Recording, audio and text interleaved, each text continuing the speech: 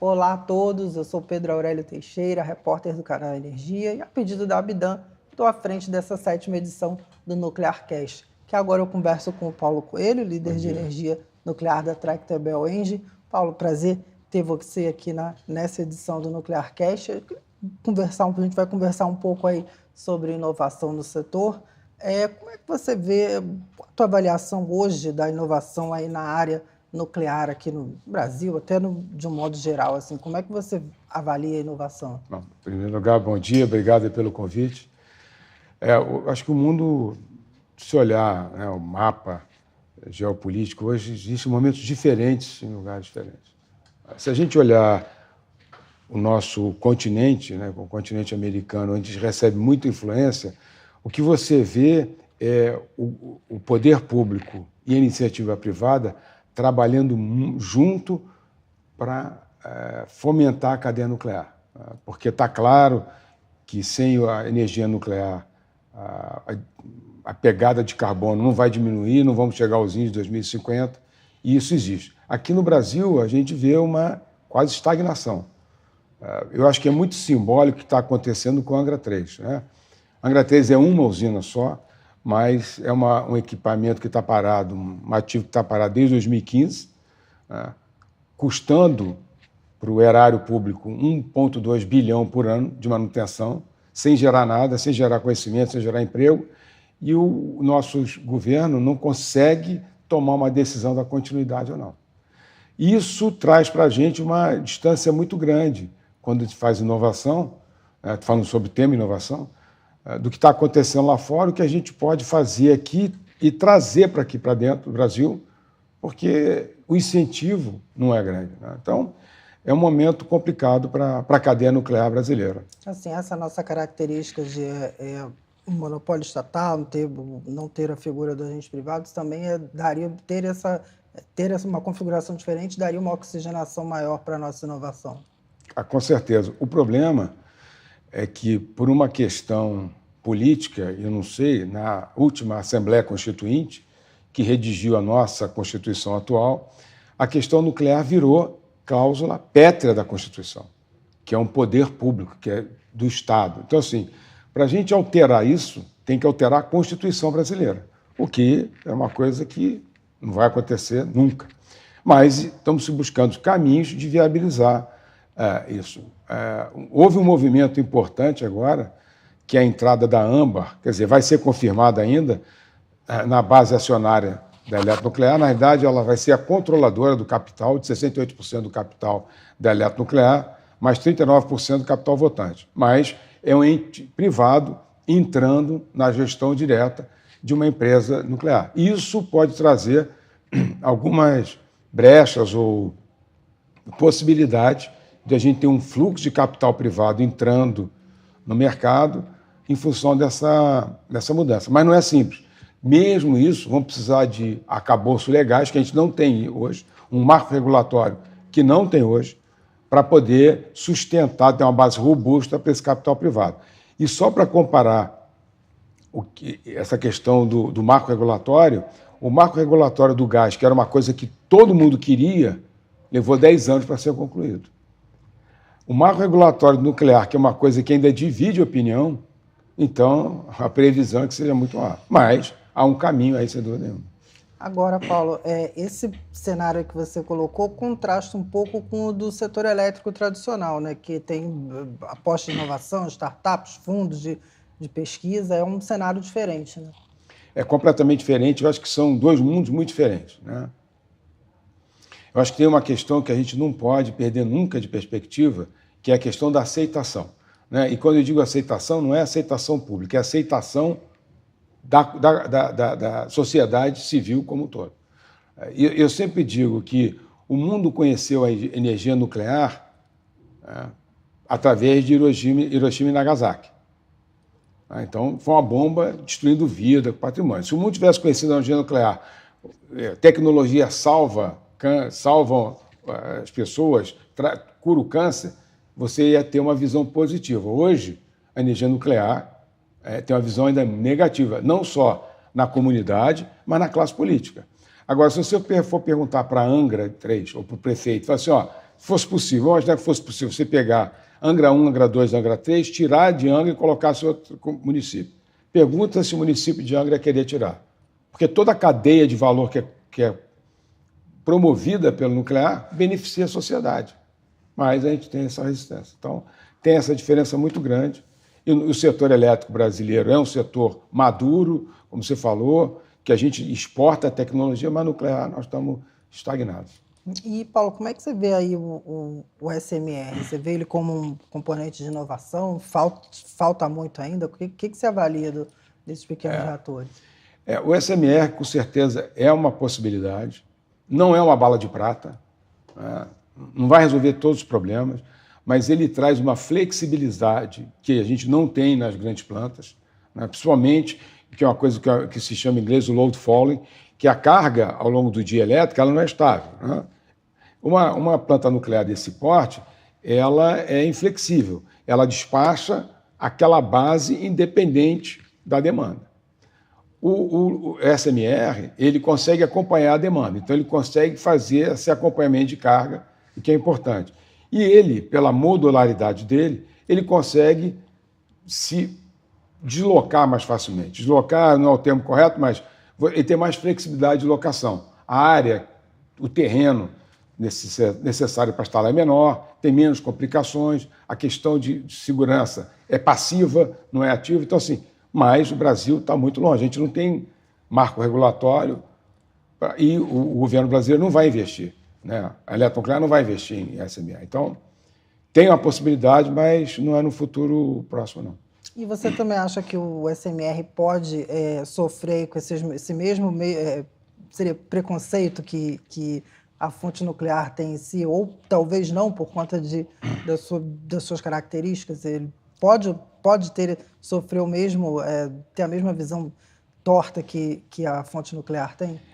Assim, eu acho que a questão nuclear, isso é geral, independente do tipo de equipamento, seja uma planta de larga escala ou um SMR. Eu acho que a questão nuclear, ela tem essa barreira que a gente precisa fazer um trabalho melhor. Eu acho que é uma das propostas que a Bidan vem carregando desmistificar essa questão nuclear. E a gente convive com o nuclear, né? Ontem nós vimos uma palestra sobre a prototerapia, né, sobre o radioisótopo. Então, assim, a gente já convive a questão nuclear, né, fazendo diagnóstico, tratando doença, mas quando vai energia, tem aquele receio de que vai ter uma catástrofe. E se você olhar historicamente, no mundo, a primeira usina comercial, acho que foi da década de 60, ocorreram 3 acidentes nucleares no mundo. 3 Mile Island, Chernobyl e Fukushima, só isso. E se você olhar acidente de avião, acidente de carro, acidente de navio, é muito maior. Petróleo, mas tem o estigma de ser nuclear. Isso impede a tomada de decisão por parte do poder público, né? Agora, Paulo, a inovação, esse financiamento da inovação, como você avalia isso aí? Tem setor nuclear quiser fazer inovação, consegue recursos, o mercado está disposto? Como você vê a questão de financiar os recursos para fazer essa inovação?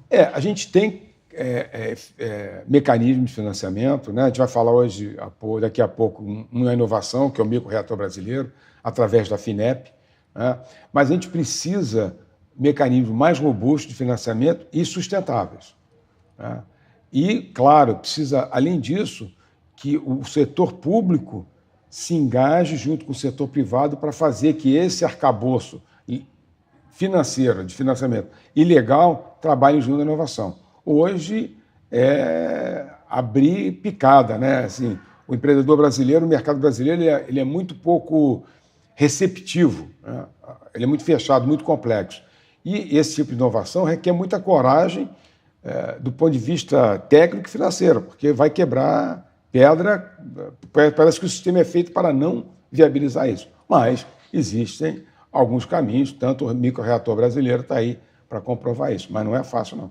Mas, ao mesmo tempo, também, o microreator, ele também pode ser um instrumento de reverter esse quadro que você fala, né? De trazer aí mais, mostrar a inovação, a possibilidade da inovação na área nuclear, mostrar os benefícios. Ele pode também ter esse papel, né? Eu acho que ele tem um papel simbólico importante, que é justamente isso, que é a primeira vez que a iniciativa privada está se debruçando no desenvolvimento, na inovação tecnológica na área nuclear, né? Claro, financiada em parte pelo governo, mas o governo não tem como fugir disso em qualquer segmento nesse sentido. E eu acho que mostra a possibilidade, apesar da dificuldade. Se isso vai levar a outras inovações, é difícil dizer, mas a gente vê outra brecha, né? Ontem, o Gustavo Amaral, presidente da FUS, está falando da prototerapia, que não é nuclear na geração de energia, mas é nuclear porque é um feixe de próton. Então, assim, é mais uma inovação e ele está criando uma estrada, abrindo um caminho que os outros podem seguir, né? Tanto o microreator quanto o próton. Então, tem um caminho, mas o Brasil é um cenário muito complexo, né, para esse tipo de iniciativa. E você vê a disposição do mercado, como você fala um pouco aí da iniciativa das empresas, como é que você vê a disposição do mercado para chegar junto na inovação? Não, o mercado quer, só, o que o mercado precisa é que ele tenha uma estrutura que possibilite isso, né? O dinheiro tem lá fora, o capital que não está aqui está lá fora, né? Só que a gente precisa sinalizar que o Brasil é receptivo, traz segurança jurídica, que é uma coisa importante, que a gente sabe que é um problema, tem o arcabouço de financiamento, de garantias, que dê segurança para esse investidor, porque ele está tomando um risco. Isso precisa ser sinalizado. E até agora essa sinalização não está clara. Paulo, a Engie é uma empresa tem aí atuação em vários países. Esses problemas, essas dificuldades da nuclear também são vistas no mundo todo? São exclusividades nossas? Como é que nuclear também tem seus percalços no mundo também? Eu acho que tem, né? Eu acho que, em primeiro lugar, né, a questão nuclear é uma questão tecnicamente complexa. Então, ela traz, né, no seu bojo dificuldades pela complexidade das questões de segurança, do manuseio dos combustíveis, da fabricação dos combustíveis, dos equipamentos. Ela é complexa em si. É claro, e como tem uma questão de risco, né, o Estado ele tem que estar muito presente, né, não só como garantidor de alguns riscos, mas como controlador, né, supervisionador, para saber que aquilo está sendo feito e não está trazendo um risco para a população. Então, tem isso. Mas eu acho que o nosso, se você olhar o mundo inteiro, está todo mundo acelerando. Isso eu vou falar hoje mais tarde. E o Brasil precisa acompanhar isso. E a gente hoje não tem esse mecanismo. Mas a dificuldade existe. Só que existem mecanismos de você transformar isso numa coisa prática, desenvolvimento econômico, social, tecnológico. A gente não tem essa estrutura ainda por trás que possibilita isso. Mas acontece. Não é questão simples em lugar nenhum do mundo. E assim, como lidar com a variável do tempo? Por exemplo, você falou no projeto aí do microreator, outros projetos, tudo isso tem um tempo de maturação e a fonte nuclear também tem o seu tempo, que nem sempre é aquele tempo que a sociedade espera, que os agentes esperam. Então, como é que lida com essa variável do tempo na inovação? Eu acho que tem que trazer uma perspectiva realista, né? O ciclo nuclear é um ciclo longo, porque ele depende de política pública, de órgão regulador. Ele mundialmente é um setor muito regulamentado, muito regulado, e tudo isso traz uma lentidão. Então, novamente, é esclarecimento dos benefícios de longo prazo em detrimento de um atalho para chegar a alguma solução técnica que possa ser implantada e escalável. Isso a gente não vai sair disso. Uma planta nuclear, se ela, no momento que o regulador ou alguém decide, vou fazer uma planta, até que ela comece a gerar energia, 10 anos. Né? O reator, o SMR, não. Alguns falam em 3, 5 anos. Mas, de qualquer maneira, é preciso equilibrar a percepção com a realidade. E isso é uma questão de comunicação, né? Como fazer a população, a sociedade civil, a classe política entender o ciclo nuclear, que é como a hidrelétrica, né? Você não faz uma hidrelétrica em um mês. Ela leva anos para ser concluída. Mas depois os benefícios são de longo prazo. É a mesma coisa nuclear. Paulo, chegamos ao fim aí dessa conversa aqui no NuclearCast. Eu queria agradecer Eu que agradeço a sua o tempo, participação aqui. Eu conversei com o Paulo Coelho, da líder de energia nuclear da Tractebel Angie. Chegamos ao fim dessa edição do NuclearCast. Muito obrigado a todos. Fiquem conectados com a gente. Obrigado. Tchau, tchau.